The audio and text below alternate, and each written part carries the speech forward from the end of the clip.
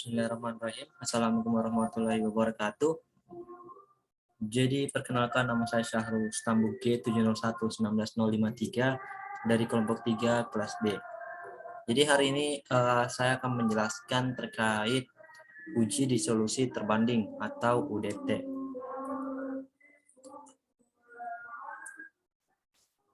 Jadi untuk definisi dari UDT itu sendiri, uji disolusi terbanding merupakan pengujian yang dapat digunakan untuk memastikan ekivalensi dan sifat-sifat produk obat. Jadi untuk UDT ini atau pengujian UDT itu kita mau menentukan bagaimana bioekivalensi serta sifat-sifat dari produk obat yang akan kita ujikan. Nah, tujuannya UDT itu sendiri dapat digunakan untuk memastikan kemiripan kualitas dan sifat-sifat produk obat dengan perubahan monitor dalam formulasi atau pembuatan setelah izin pemasaran obat. Jadi tujuan penggunaan UDT ini sendiri itu digunakan untuk menguji obat yang satu dan obat yang lain, apakah dia memiliki kemiripan kualitas atau similarity. Jadi kita mau melihat seberapa persen kemiripannya melalui grafik ataupun angka-angka. Nah, ini untuk syaratnya, jadi ada dua, yaitu F1 dan F2. Untuk F1 itu sendiri, tingkat ketelitian syaratnya kurang dari sama dengan 10. Nah, untuk F2-nya itu memiliki tingkat kemiripan syaratnya lebih dari sama dengan 50. Nah, ini contoh alatnya. Jadi alatnya itu namanya dissolution tester atau alat uji untuk disolusi. Jadi dissolution tester itu adalah sebuah alat pengujian yang digunakan pada industri farmasi untuk mengkarakterisasi sifat peleburan dari obat aktif. Jadi bisa dilihat gambarnya terdiri dari beberapa bagian. Ada misalnya seperti temperatur sensor, yaitu sensor untuk mengukur suhu, ada pedal, seal, dan lain-lain. Nah, prinsip kerja dari alat itu sendiri yaitu memberikan suatu tekanan atau kompresi pada tablet dan mengukur pada tekanan dengan menentukan berapa jumlah tablet yang retak atau hancur. Kemudian, menurut Dirjen POM tahun 1995, prinsip kerja alat dissolution tester dapat dilakukan dengan dua cara, yaitu yang pertama, alat dissolution tester ini terdiri dari sebuah wadah tertutup yang terbuat dari kaca atau bahan transparan yang inert. Jadi inert ini maksudnya tidak mudah bereaksi. Kemudian dengan suatu batang logam yang digerakkan oleh mesin dan keranjang yang berbentuk silinder seperti pada gambar. Kemudian dipanaskan dengan tangas air pada suhu 37 derajat Celcius. Nah, kemudian ini untuk monografi obat atorvastatin atau obat yang kelompok saya dapatkan. Jadi untuk obat atorvastatin itu sendiri, yang pertama memiliki pH medium 6,8. Kemudian yang kedua volume mediumnya sebesar 900 ml. Dan yang ketiga volume sampling sebesar 20 ml serta nilai Q-nya. Nilai Q atau toleransi dalam waktu 30 menit harus larut tidak kurang dari 70%. Nah, berikut merupakan syarat keberterimaan dari obat yang akan diuji. Jadi ada beberapa tahap terbagi menjadi 3, yaitu tahap S1, S2, dan S3. Sedangkan untuk jumlah yang diuji pada S1 sebanyak 6 buah. Kemudian untuk jumlah yang diuji pada tahap S2 sebanyak 6 buah juga. Dan yang terakhir jumlah yang diuji pada tahap S3 sebanyak 12 buah. Dengan masing-masing batas penerimaan, di mana S1 memiliki persyaratan atau batas penerimaan itu tiap unit tidak kurang dari Q tambah 5%. Kemudian yang kedua atau S2 memiliki batas penerimaan yaitu rata-rata dari 12 unit, yang dalam artian di sini telah ditambahkan dengan S1, berarti S1 tambah S2 yaitu sama dengan atau lebih dari Q dan tidak satu unit sediaan yang lebih kecil dari Q kurang 15%. Nah, seandainya tidak memenuhi persyaratan lagi, kita lanjut ke tahap S3, di mana jumlah yang diuji totalnya ditambah 12 lagi. Jadi rata-rata dari semua pengujian itu jumlahnya sudah 24 karena dari S1 6, kemudian S2 juga 6 dan S3 sebanyak 12 buah.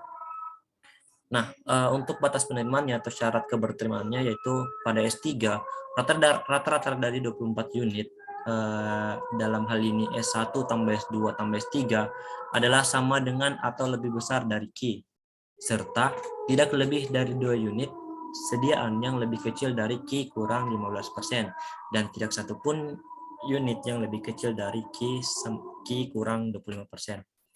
Nah, itu untuk persyaratannya. Misalnya contohnya itu diketahui misalnya Q tablet itu sebesar 70%. Nah, kemudian sesuai dengan persyaratan sebelumnya yaitu S1 ada jumlah 6 yang diuji.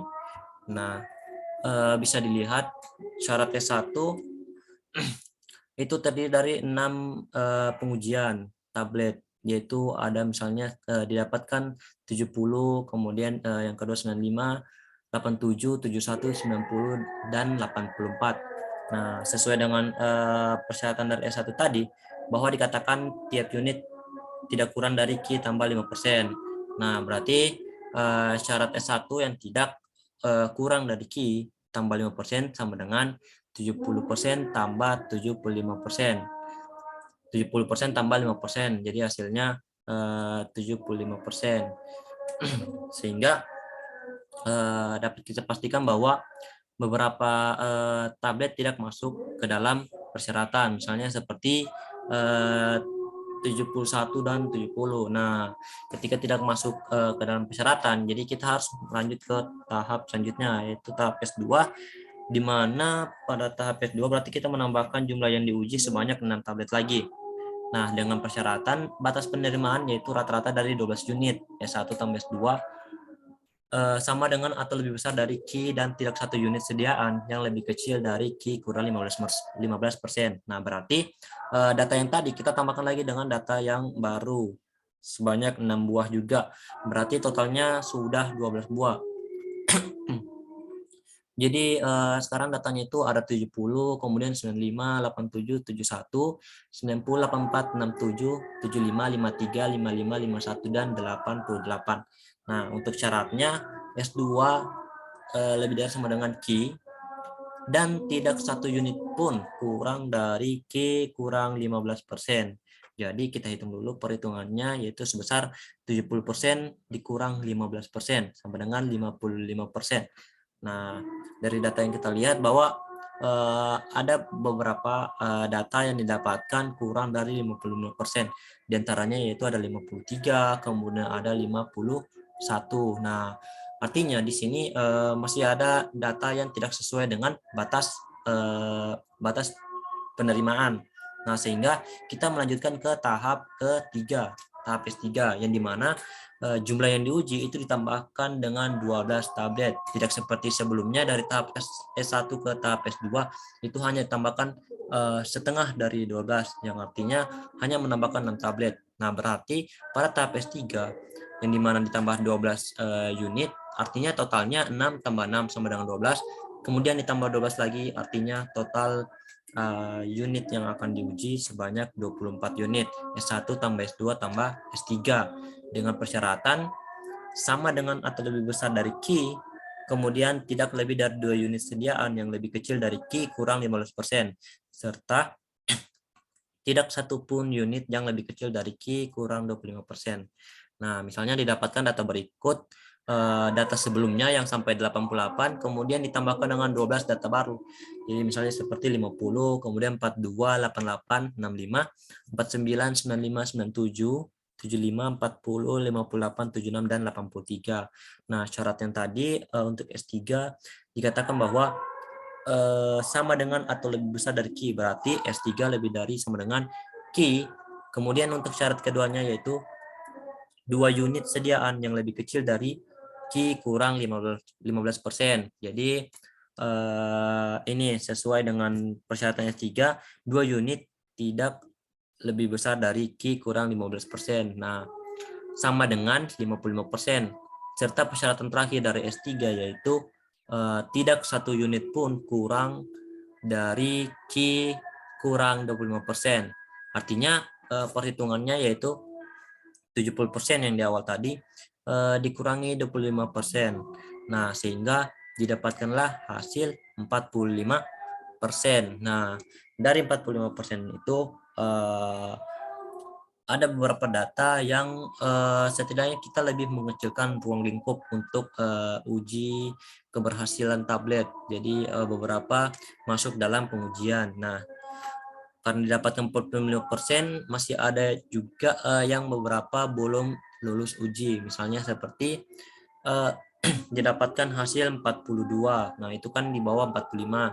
Kemudian masih ada juga data lagi yang 40 didapatkan 40, berarti itu juga tidak masuk dalam pengujian atau tidak lulus uji karena syarat terakhir dari pengujian S3 didapatkan hasilnya 45%. Nah, berarti untuk data-data seperti 42 kemudian 40 itu berarti tidak lulus uji.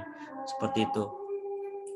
Nah, kemudian untuk itulah kita melakukan pengujian dari uji disolusi terbanding.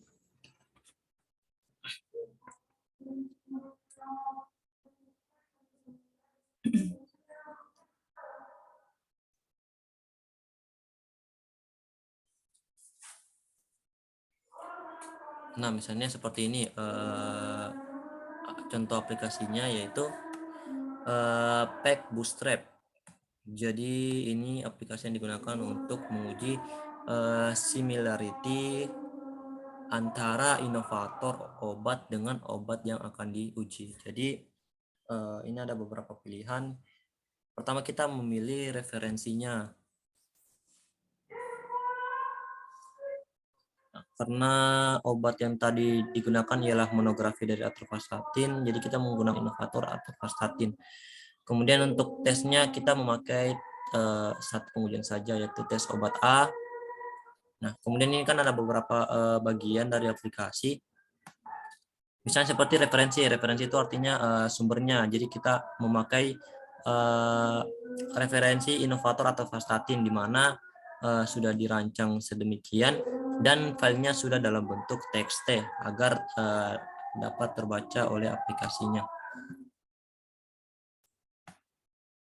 Nah, ini kemudian di bagian bootstrapping parameters itu ada yang pertama number of bootstrap, artinya seberapa banyak percobaan yang dilakukan. Jadi ini dapat diisi sampai 10.000, tapi yang paling umum atau standar digunakan ialah sebanyak 5.000. Nah, untuk sampling modenya ini ada individual values atau untuk penilaian secara individual serta wall factor atau untuk semua penilaian. Jadi agar dapatkan hasil maksimal kita memakai wall factor. Nah, untuk confidence interval, jadi misalnya didapatkan confidence intervalnya itu kurang dari 85%, makanya jadi kita sebaiknya memakai no auto. Nah, ketika kita dapatkan hasil 85% berarti kita memakai yang one profile. Nah, ketika untuk confidence intervalnya itu misalnya 90%, kita pakai yang two profiles karena dia lebih dari 85%. Seperti itu. Jadi untuk kali ini saya mau mencoba memakai yang 90%, jadi otomatis pilihannya itu yang two profiles. Nah, ketika sudah didapatkan, ini untuk just report file sudah sesuai, yaitu text file. Jadi karena sudah sesuai, jadi inovator atorvastatin TXT, kemudian tes obat A TXT. Nah, number of bootstrap kita memakai yang 5.000 saja, yang pakai standar. Kemudian untuk confidence intervalnya kita pakai yang 90%, serta pemilihan sampling modenya yaitu mode wall factor. Nah, kita memakai yang two profiles dan kemudian di start.